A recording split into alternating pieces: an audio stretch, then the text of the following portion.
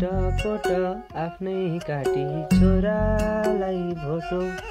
गरिबैको घरमा जन्म लिनु कर्मै खोटो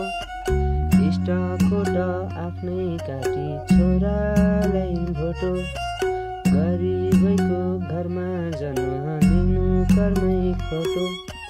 पढाइ लेखाइ ठुलो मान्छे बनाउने रहर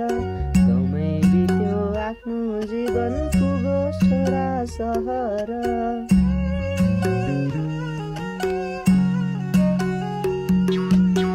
बाजेको पाला देखियो सारङ्गी रेतेरै चलिरहेको छ जिन्दगी जानिन मैले नि यो भन्दा अरू त छोराले चाहिँ अब नहिँडोस् मागी